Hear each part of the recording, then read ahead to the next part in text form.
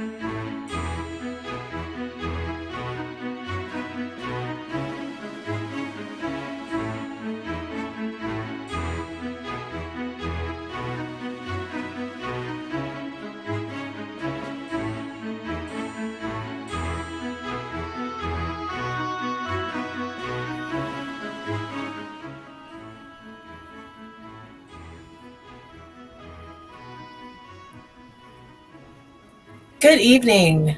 I'm Monique Thomas, Vice President of Special Projects for PMI Washington, D.C. Welcome to this month's episode of True Talks with Project Managers.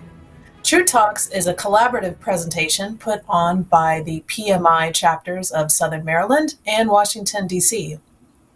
Tonight's episode of True Talks with Project Managers will be on the topic of managing complexity and change using system approaches, with our special guest, Dr. Domenico Lepore. Throughout the presentation, please remember that you could type any questions or comments you have into YouTube's chat function. And before we begin, I'd like to thank the producer of our show, Dan Stay. And without any further ado, here is our host, Kendall Lott. Hello. I'm trying to get centered here on the camera. I hope I am pretty soon here. Hey, Monique, how you doing? I'm well. How are you, Kendall? I'm on the road again, as often happened, and I'm trying to run through and make sure we're good and set up here. But fancy meeting you here.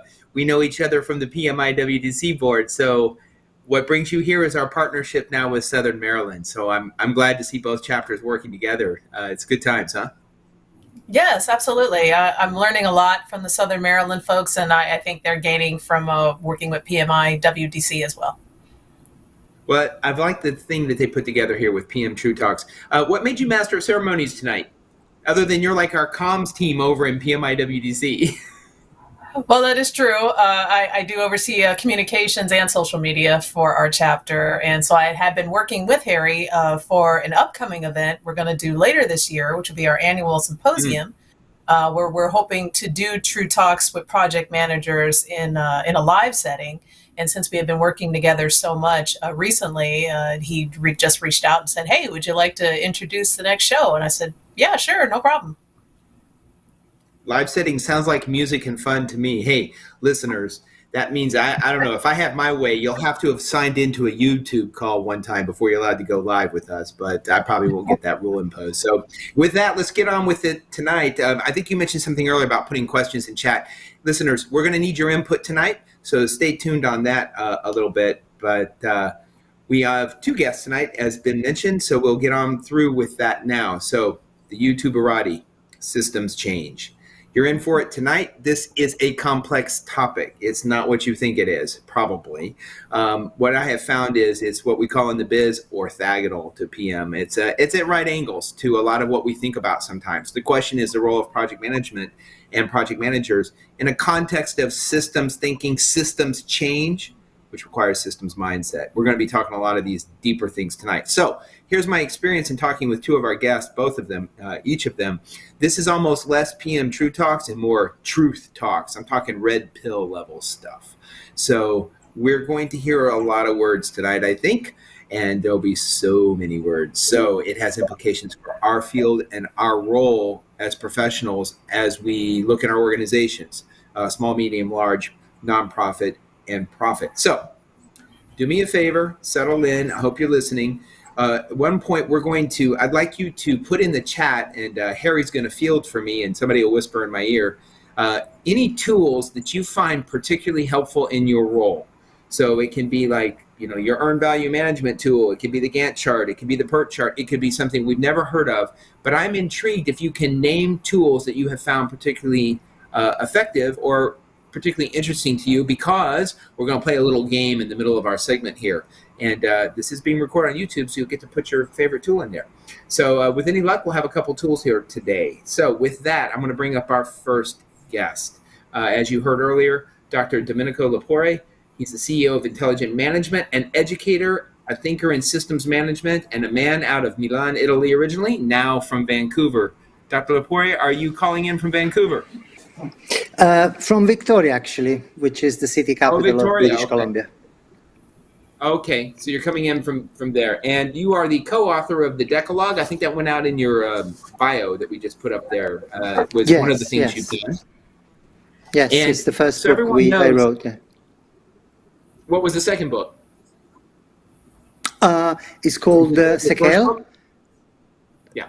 Yes, the Decalogue was the first book that I wrote with Oded Cohen from Israel in late 90s. Yeah. So that was based on the thinking of Edward Deming and Eli Goldratt.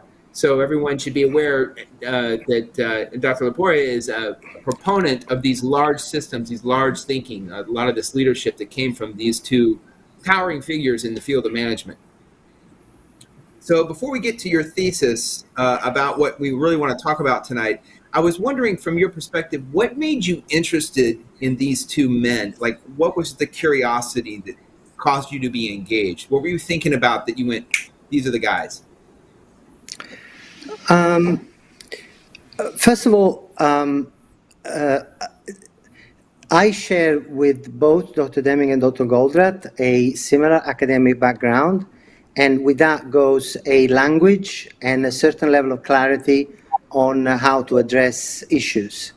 I had virtually no experience of the so-called real world coming out of university, and I landed one of my first jobs at the Ministry of Industry in Milan, and I was tasked with organizing courses for entrepreneurs. It was the School of Entrepreneurship of the Ministry of Industry in Milan, on a subject that very few people knew anything about. I'm talking about the early 90s, which was quality management. And almost instantly, I came across the work of Dr. Deming, and that was love at first sight. In the ensuing couple of years, I came across a bunch of incredibly intelligent Israelis, captained by another scientist called Eliyahu Goldratt, that were proponent of something that, although explained with a completely different terminology, in my opinion, was aiming at the same goal, with a little bit more focus on the practical aspects of managing systems and complexity. It's a body of knowledge called Theory of Constraints. And I was, I had the great good fortune of being educated and trained and loved by these guys that they really pushed me to give my best in trying to promote these approaches, and this is what I did. Yes. So, what do these approaches solve? Big letters here. You like these approaches. They got your interest. They speak the language you understand. You've explained the connection. Mm-hmm. What do they fundamentally solve in your mind at the highest level? Right. Yeah. At the highest possible level is they address something there is no trace in literature, managerial literature of, which is what emerges out of interdependencies that exist in the real world. So as you remember, in early 90s, the discourse was entirely dominated by cost accounting type considerations that look at the world in terms of fragments, and they look at the optimal of an organization as the summation of the local optima, and nothing could be further from the truth.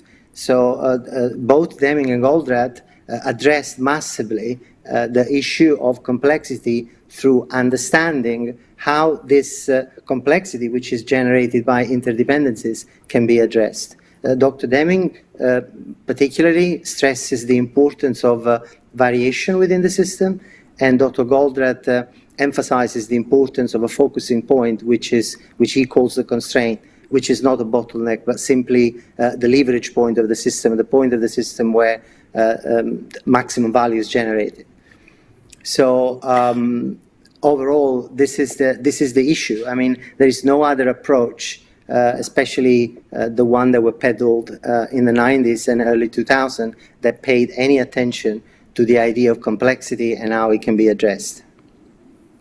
Well, as our listeners probably know, I usually interview our guests beforehand, and we had a long conversation, twisting around in a lot of different topics. And it was fascinating to me because there's so many theses that you've built in there. And so we can pick on a number of them, and we'll just run with whichever one you want to run with tonight.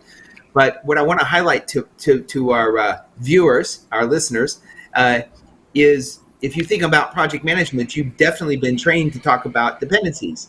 But I think what we're hearing here is that projects themselves, this is almost like more like portfolio or program. How do the many different sub pieces actually interact? And it sounds like he found the word in the real world. In other words, it sounds like not so much of an academic planning. There's something about how we have to conceive this was what I took away from our conversation. Can you tell me what your underlying thesis is for this systems approach with project management? Tell us what it's about. There are a couple of Yes. Yeah, a couple of things, if I may. The first one is that in project management, I would like to emphasize that by far the most important of the two words is management, because organizations, all they do is to run projects. Otherwise, they wouldn't be making any money. So the emphasis is on management.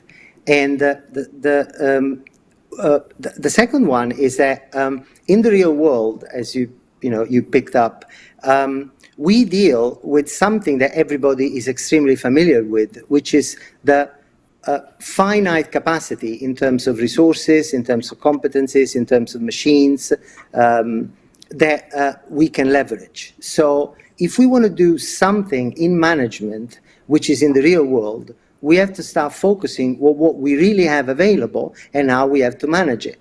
And you mentioned big words, so let me pay an homage to my ancestors. Management is a word that comes from Latin and is composed of manage, which comes from hand, and acting, which is acting with hands. That is exactly what management does. Management does practical things. And nobody before Deming and Goldratt had introduced the idea instead of thinking. So management should be about how we think the organization of finite resources for a goal, which is what any organization should be doing. So when you just said that, I'm suddenly caught with a question for you, and I don't know if there's a good answer. Is it that our project managers need to conceive of more interdependencies that they're not even thinking of? Or is it that our executives need to start realizing everything needs to be more practical and we need to rely on our project managers more? What are you suggesting here? That project management's not big enough, or that nobody gets it and they're the masters here? What are we dealing with? I think that project managers, they really have the wrong end of the stick. I mean, they put in a box and in a situation where it's very difficult for them to affect any change.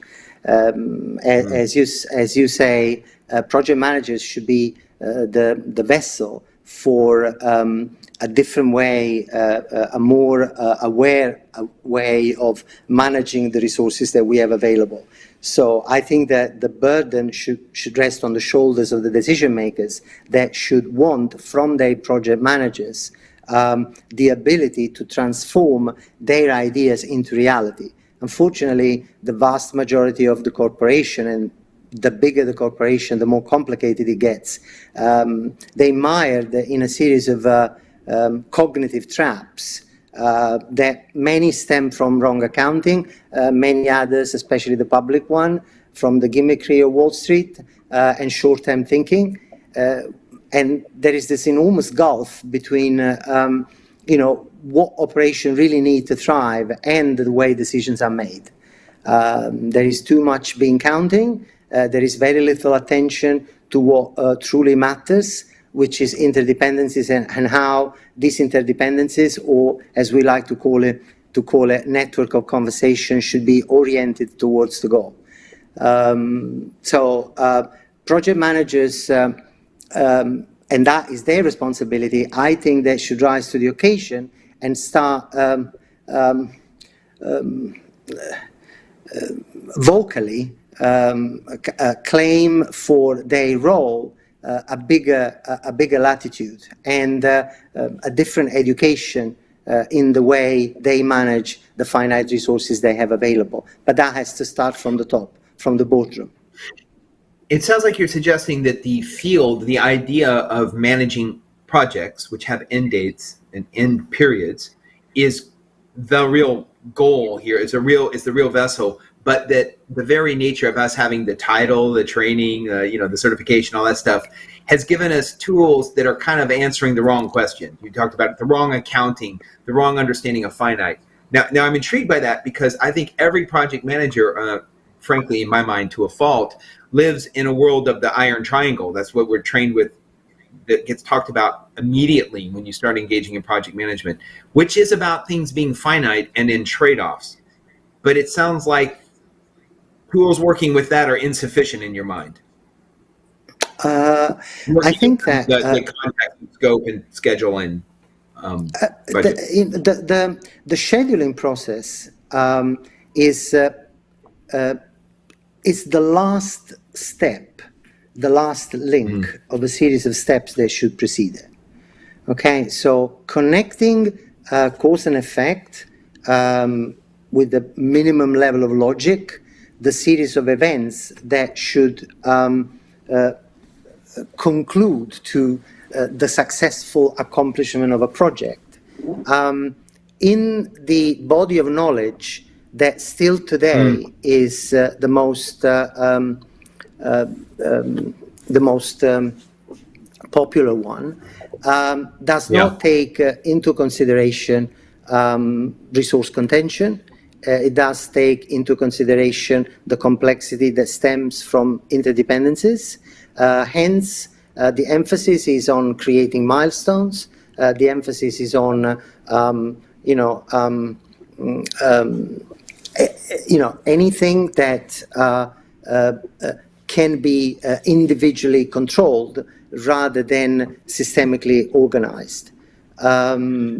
That's why there is a proliferation of very joyous and colorful but pretty useless tools like Trello or, I don't know, Liquid Planner, or the most lethal of all is called Microsoft Project.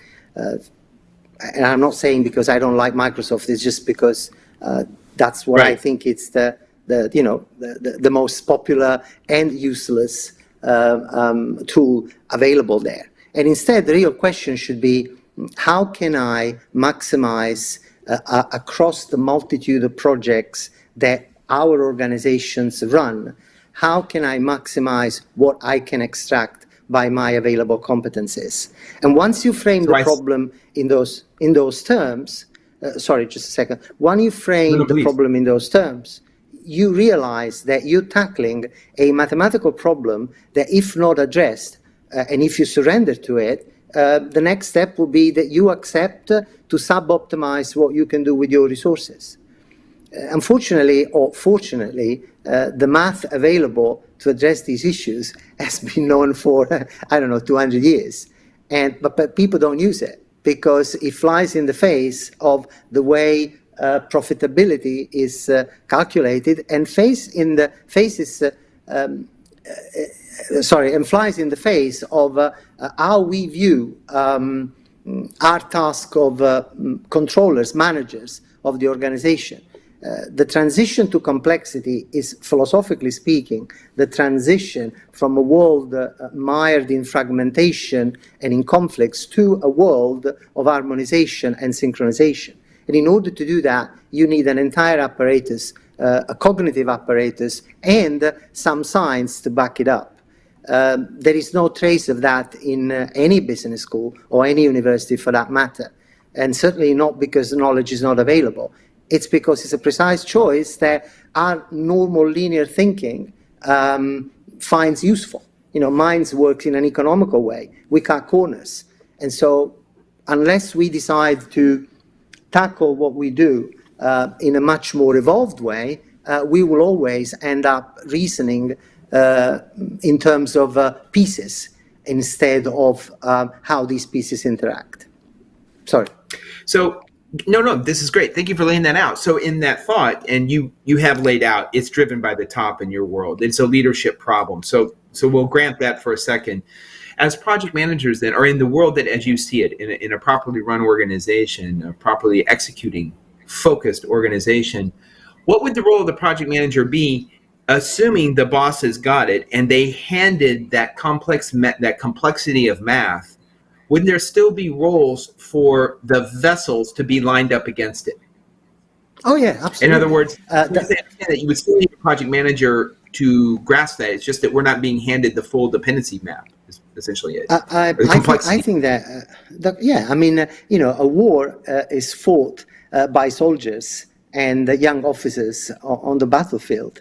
But if these officers are not guided by competent generals and by a wise government, the war can never be won. So soldiers will always be fundamental in leading the transformation, but they have to be guided in the right way. And so I think that the role of the project manager would be to learn from the board, the C-suite, what is the network of activities that need to be carried out in order to maximize the goals that the company is trying to pursue, and they have to be given the task of, which is anything but negligible, the non-enviable task of managing all these interdependencies. What I'm trying to say is that the project manager can do a fundamental work in the organization, but he can only do it, or she can only do it, only if the organization at C-suite level, at board level, it's cognizant, it's aware of the need for managing the only thing that really matters in an organization, which is the set of competencies.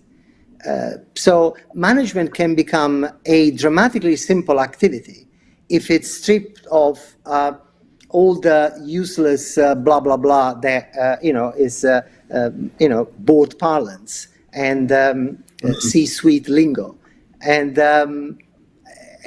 all I'm saying is that if a top manager were aware of how to translate his view of the organization into a coherent network of projects, the first thing that would occur to him is to see how he can leverage what he's got, instead of creating this chasm between decisions done in the abstract of a strategy to how the operation then has to be run.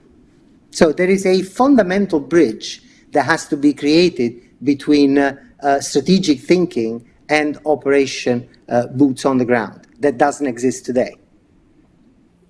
So in that sense, we're kind of doomed. We will always, on our best day, efficiently sub-optimize, because the problem is the schema hasn't been set. On our best day, we do it. We do it not quite good enough, very well. In our best day, yeah. On our best day, and then we know that that's often hard. So you talked about it as not really a resourcing problem, because we get raised as resource. We don't see the resource contentions. We just look at resources in what we think we can get, but not across the whole system. To me, it begs the question of where does the system end and begin? And I think you're probably going to link it to the mission of the organization. Is that the proper scoping of this algorithm? Or is it broader? Well, the dependency suite. As you know, systems are not limited by definition. But at some point, we have to draw a line between what we can physically affect and what we cannot. In an intelligent world, not an ideal world, just simply an intelligent world, we would be looking at the supply chain or the value network we're part of, and we would come all to term with we would all come to the conclusion that nobody makes money unless the customer buys. So whether you produce raw material, semi-finished product, you assemble them, you sell them, you ship them, unless the customer is happy, nobody makes money. So in an intelligent world, we should be dealing with an as big system as possible, as wide network as possible. But even if we wanted to confine the role of the project manager to what is directly under the control of the organization, I think the message should be, let's decide how we want to make money this year, and let's see, and let's agree on what we can realistically do, given not just the resources, but given the competencies that these resources bring to the table. Because this could be an interesting consideration. Each individual, if we want to manage if we want to leverage the maximum out of what we have, we should be looking at what each resource in the organization, what competencies this person brings. If we start looking at competencies in terms of pool of competencies, and we begin to move different competencies across the project following a rational algorithm, then we can maximize what we can do. If there are project managers that are listening, they will certainly relate to that. Actually, a quick definition there. You mentioned organizational competencies early, and now you hit a bell of competencies around individuals. Are you suggesting that when you meant organizational competencies, you mean the pool of common competencies provided by the human beings that work here? Is that kind of the focus of that conversation? Yeah. The focus is one of the major topics of conversation in management today is development of competencies. This is critical because if you work in a functional hierarchy, you are labeled as somebody that works in that department, in that function. Yep. And that person becomes locked in a very, very limited role that he can play for the organization. If we look at what kind of competencies each member of the organization brings, we can begin to see that different people in different departments, they have competencies that for a certain number of tasks are completely interdependent. And if you begin to bring down the walls that separate the silos, that separate people in the organization through competent and C-suite driven project management, what we call systemic project management, then you begin to see how many new avenues are open for what your resources can actually do. So let's talk about the steps that bridge that gap between the goal. Let's assume the C-suite knows the goal. It sounds like you're going beyond it's a communication problem, because I got to tell you, I hear a lot like, well, we don't know what we're doing because they haven't communicated why we're providing value or where we're providing value. I'm sensing we're going beyond communication here. Your concern is that C-suite doesn't either know or doesn't know the translation. So we're talking about a translation layer here. You called it an algorithm. For just a second here, what would be the steps that could conceivably walk it to bridge that gap you talked to? That was a question we had from a listener. Walking from a strategy, a focus on the goal, to being able to get to competencies, to being able to do this. What would be those steps? What are some things? Well, if you look at the body of knowledge that Dr. Goldratt has developed over the years, it's called theory of constraints. The overarching goal of theory of constraints is to connect the purely strategic phase of the life of an organization, which is what are we limited by? What are the mental models that keep us stuck? How can we overcome these mental models? Which is the most fundamental question that every C-suite should ask itself. Then, once the solution has been identified, or the network of solutions, the set of solutions has been identified, then this set of solutions has to be orchestrated in a way that step by step can be translated into operational plans for the execution. So management then becomes very simply the art and science to managing on a daily basis the network of projects that lead people to the goals that the organization set for itself. So it's not, yes, there is an algorithm, but the algorithm is only useful in the practical step-by-step execution. The starting point is to identify what generates more units of the goal. In a for-profit company would be cash. In my world, maybe in other worlds it's not cash. Okay, so the question is always, how can we maximize the cash that we generate through a concerted, coordinated, synchronized network of activities? This is management. The rest is just blah, blah, blah. We get go ahead. No. What I'm saying is that if I were to give an input to project managers, besides learning what it means, what is the difference between the fantasy world of Microsoft Project and finite capacity scheduling, but that is something that can be learned very quickly. Beyond that, what I would recommend to project managers is to have a very heart-to-heart conversation with the top dogs about how we really want to translate their plans into reality. Because far too often, the activity, the senior management activities of creating initiatives clashes with what is realistically possible to achieve, simply because head of functions are siloed. They see their silo as something that is in competition for a slice of the budget with another silo. And the CEO, more often than not, is a guy that tried to mediate in the fight among silos. It's high time that organization would start seeing themselves as a system for the goal for everybody to win. So, but that requires,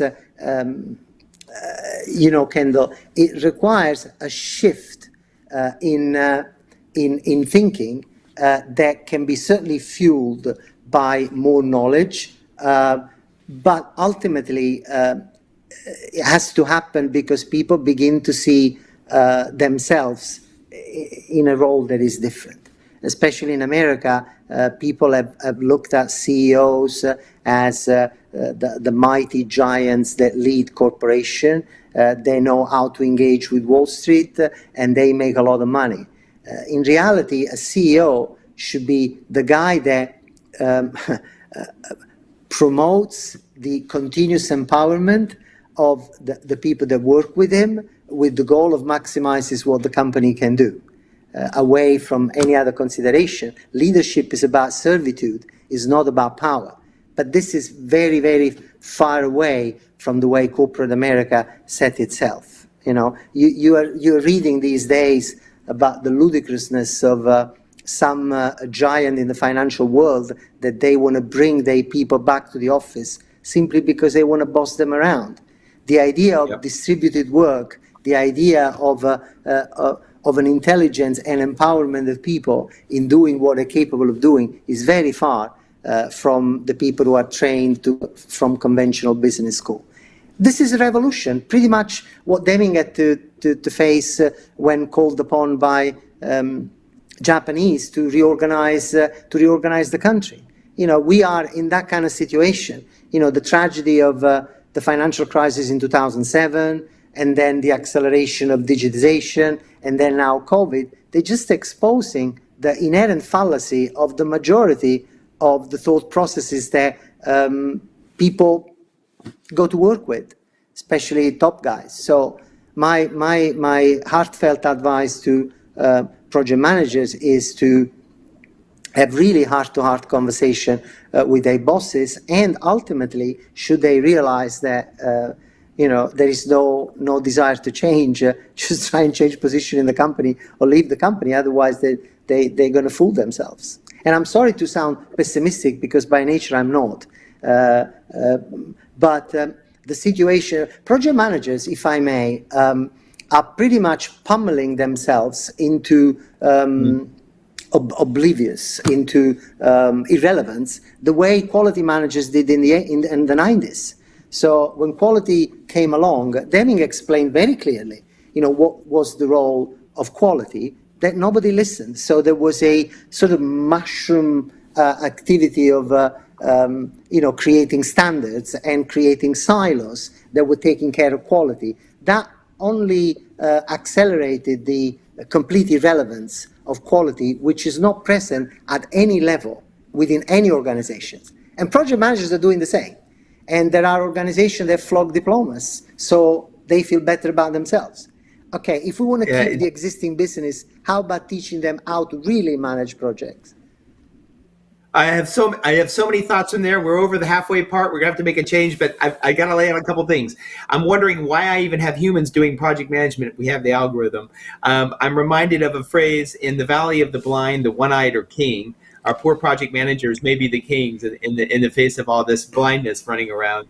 And then the men who hold high places shall be the ones to start to mold a new reality closer to the heart. So good Canadian quote there, as a matter of fact. But I have one last question for you. I want to go just from a general perspective. Is this level of complexity that should be known in a way to arrange it with competencies and get people to see some things we are familiar with, the concept of dependencies, the concept of shared resources? I mean, you're really calling on a highly matrixed organization to the extent you use an organization that's already got structured roles, which is always the problem, right? Because the organization is like a proxy for how they think work is done. And we're saying the underlying template is wrong. So everybody pin on the word mindset change. Question for you, though. Is that level of complexity that you are saying is so important, is that actually knowable? Is that reasonable to say that's knowable? The level of complexity you're saying is really need to understand, because you've got emergent properties, you've got a lot of dynamic complexity. Is that, I hear the theory, but would it be possible, you said there was a lot of science on this, is it knowable in a meaningful way for an organization, and does the size of organization change this in a meaningful way? Well, absolutely. I mean, today the word complexity is used, misused, and abused by virtually everybody. Okay, I'm doing it, so tell me. Complexity is something that people who have the intellectual wherewithal to tackle. Nobel Prize for Physics this year has been won for complexity as applied to climate change. Okay, so complexity is real and it's a science. When it comes to us that live in the real world, we can leverage work that has been done by others to tame and embrace. Not tame is not the right word. To embrace complexity, not to break it up, but to embrace it. And the algorithm to embrace complexity are out there and can be used. Also, I noticed a level of intellectual viciousness and maliciousness in you saying algorithms should replace humans. No, algorithms should be designed by and used by humans to do things better. In the very same way in which you will never fly visual to cross continents, you can't manage complexity by the seat of your pants. Okay, so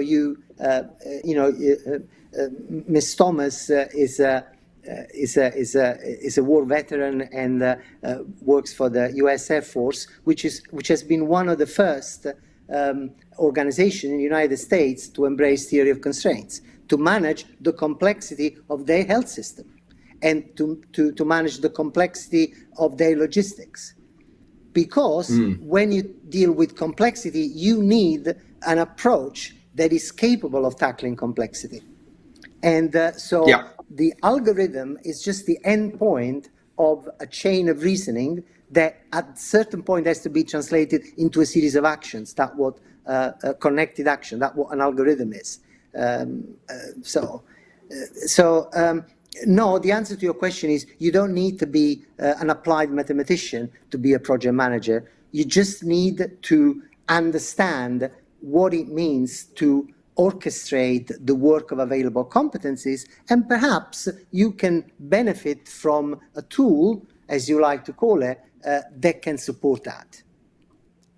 So it sounds like we don't have the right tools, and I think we're going to have to move on to the next part. And what I was suggesting in there is I think the act of taking action is going to involve human interaction, and in the sense that there's a whole communication and behavioral level, because no matter how we see the dependencies and how we see tasking, things happen where people are just personality-wise going to make a shift, or on the day, we're biological mechanisms, I think. And I think that changes some of how we have to act. But it sounds like what you're suggesting is the call is to leadership to hand us a better script, and that we should then operate against a better script about how this is seen.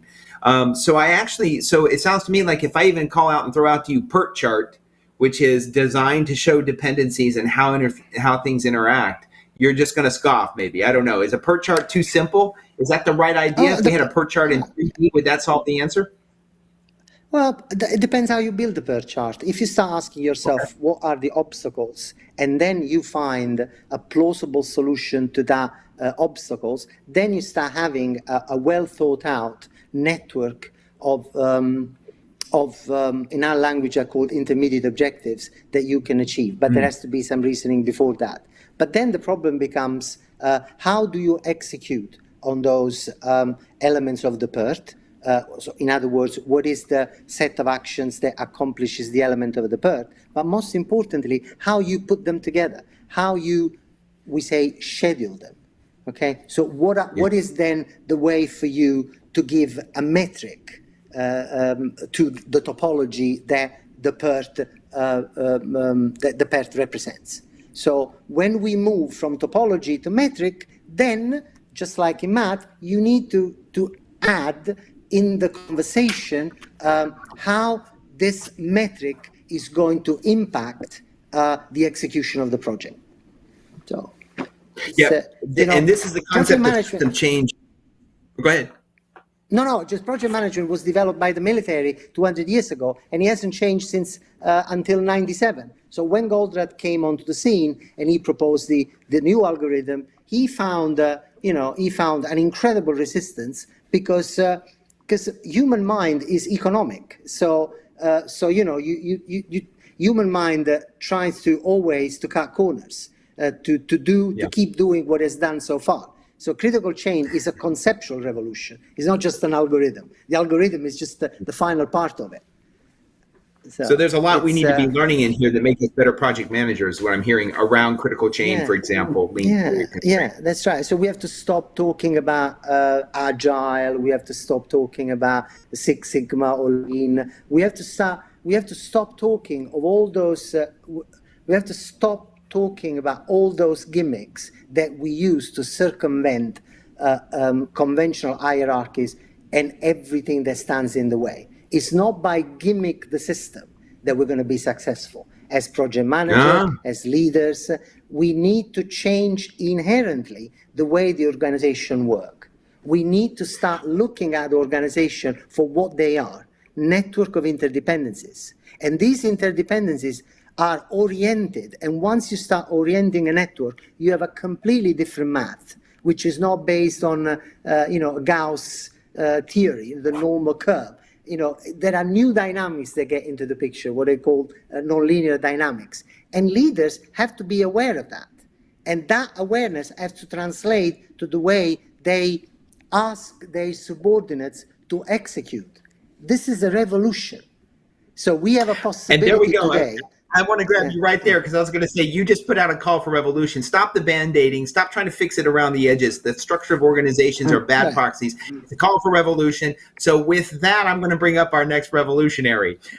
So everybody, you're going to know this guy. You love this guy. The volunteer superlatives, there's not enough. You're president-elect, leader of continuous value development and project management for change, a PIMDOS fellow, basically. Harry Zolkauer. Harry, welcome on board with your radical ideas. We're about to hear another approach, another thought.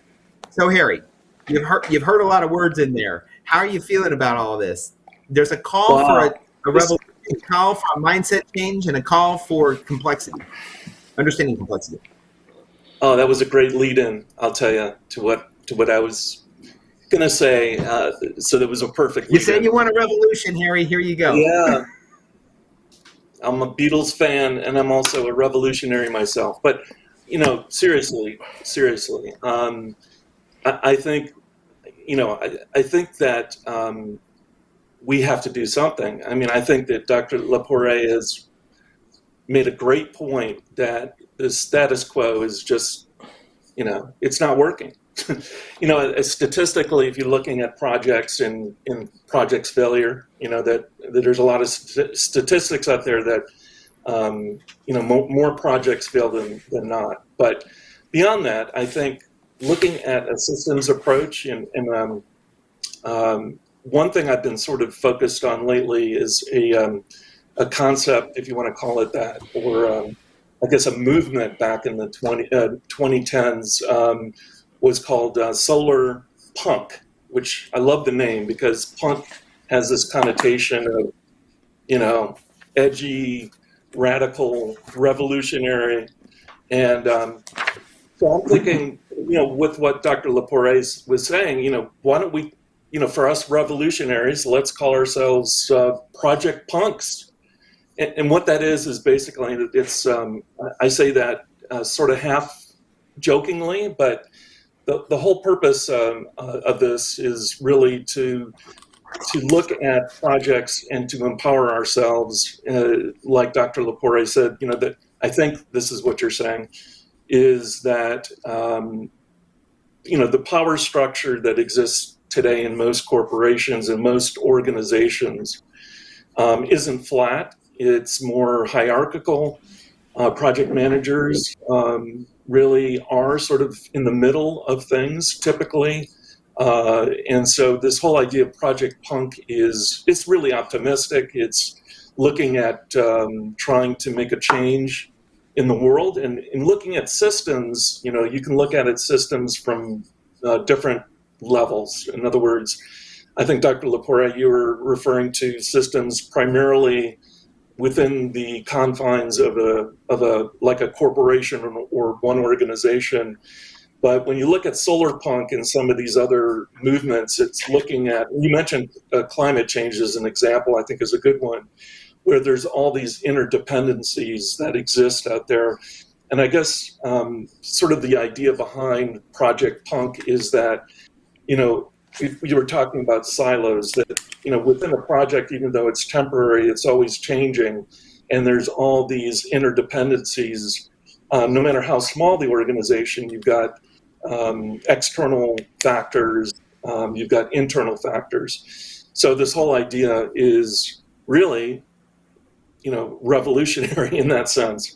So anyway, that's... Well, when I talked with you earlier, one of your comments about this was that we need to see power relationships differently. And in fact, part of your call as individuals was around, it's about how we collaborate with each other. It's about a choice about our own interactions. And I wanted to kind of follow up with that because part of what I was hearing from you, Dr. Lepore is talking about essentially a top-down approach, right? It's not essentially, he's explicit about it. Yours was very much like it's the people's revolution. Project managers need to get how they need to collaborate for a higher goal or higher need with others. It's almost a bottom-up. And so I'm wondering, where would you put the emphasis? He's putting his on the understanding of complexity, and then that drives a lot of other questions he had around alignment of competencies and what are we trying to get done and the organization that has to happen there. From your perspective, it sounds like we're a lot of project managers that could choose to ride strong horses here and take on the issues ourselves in some way. How do you see a call for action in your own space, or what's missing that the project manager needs to do in your perspective to affect the system? Yeah, and I think similar to what Dr. Lepore was saying is that I think it starts with the individual, feeling empowered to, basically have your own self in a place where you can truly be powerful. And the definition of power in my mind is being able to act and to make a difference, to make a change. So I think it starts with yourself and being able to change yourself in such a way that you can do good outside of your own little world. But it starts with yourself, I think. And then beyond that, it's your daily interactions with your team, your the people that you interact with. And I think that, as your, interactions and interdependencies with other people develop, it's how you act on a day-to-day basis that starts to make that change. I think maybe where there is a little difference between what we've been saying, I think that project managers are leaders, and we can affect change. And I think maybe it's a question of to what extent that we are empowered to make those changes. I think that's always a struggle, not just for project managers, but anyone in the organization. So I think really ultimately it's incumbent upon us to get our act together and to be a role model for other people, and then live life as as a good citizen. So he's suggesting that CEOs have to undergo, the C-suite has to undergo a mindset change. For you, it sounds like you're saying the project manager goes through a mindset change. What is the call then? Is it to understand the large, I mean, they're both around this dynamic that there's many interdependencies and things are in constant kind of motion. What would you have project managers? I mean, you're a leader of a chapter. You have a lot of project managers that affiliate in your space. You have them in your company, no doubt, as well, from where you're working. How would you see that work out at a behavioral level? What does it mean for them to start changing the mindset? Yeah, I think it's having the courage to speak up and to voice your any concerns or opinion to those that are that are higher up. It was funny. I was thinking that you were talking about various quotes and sayings, and the emperor wears no clothes, and sometimes you have to say this. A lot of people don't say anything that if the CEO is wearing no clothes, we have to say something. If you think we're going in the wrong direction. So I think it really is, it's a gutsy thing sometimes. You have to, speaking truth to power, there's been a lot of discussion about that. I think it's really taking ownership and having the courage to speak your mind when you think that things should be different and should be changed. But I think even outside of that, if you're working in a corporation, a large or small corporation, even beyond that in society, where it's when you're looking at systems, when you're talking about an ecosystem, you're within a larger framework or a larger part of a system. So, the definition of a system is really, I think it's complex because there's a lot of interdependencies. It's not just one corporation or one organization. It's the interaction of, federal, state organizations and, your competitors and all these not self-interest, but other interest groups, I guess, that are part of this whole system or ecosystem. Yeah, you just raised something there for me. I want to get Domenico to hop back in here with this, because one of the things that popped up to me earlier, and then what you just said there, is I think because humans do the action that we take, that we're counting on humans to take action, we are missing what we would call in the change management business, I guess, stakeholder agendas. Everyone has their own agenda. We know structurally, we were talking about sub-optimizing for the larger organization. You're talking about being connected and having the authority to challenge back. So Dr. Lepore, if you'll come back on in here, we'll have all three of us on here real quick as we wrap up. My thought is this. You've done a lot of thinking, writing, you've built a consulting firm around it. What I'm hearing from Harry is there's a sense, I think you're observing what you suggest is the problem. PMs are struggling with something. What they're doing is not entirely satisfactory in some way, and I think that's what Harry's pushing is. How do you see his intuition that something's up there, right? You're coming at it almost analytically, and he's got this call that we're intuiting we should be asking better questions and bigger questions. What is the role of intuition in this? How do we stimulate the curiosity and the sense? How do we take action on the sense that something's up and we should be reaching higher? How do you address that when you're dealing directly with humans who are involved in your system, in your way of thinking? I think I'm very ill-equipped advising people that are mid-tier managers in an organization like the project managers, because in my professional activity in the last 30 years, I exclusively dealt with decision makers. I strongly believe that this process of empowerment, which, by the way, is the alignment of authority and responsibility within the organization, is the task, the primary task. So if this empowerment doesn't exist, if the leaders of the organizations are not sold on the idea of looking at the organization as a network, there is a mounting level of frustration that project managers will experience. But in order to be completely pragmatic about the question, how about exposing project managers to the real thing? So how about taking a select group of project managers and ask them to start looking at managing the projects in a different way? Because what we are going to experience if we do that, and this is a predicted effect, you know, TOC and Deming are rooted in a epistemological stance on management. So the essence of management is prediction.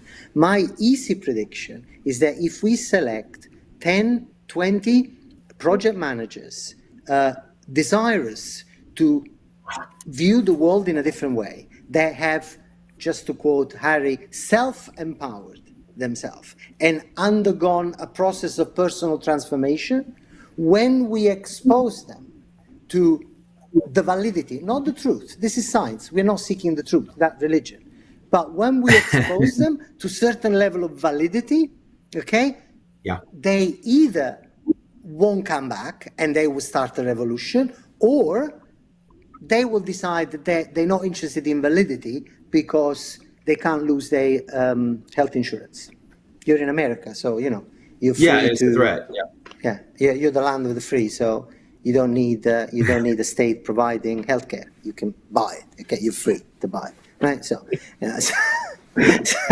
so you know, it's. Hey, let's don't even get into political systems, which absolutely sub-optimized. I just would like to add that Maryland has a lot to teach to Washington, especially in terms of quarterback. Maryland has one, Washington doesn't. So, you know.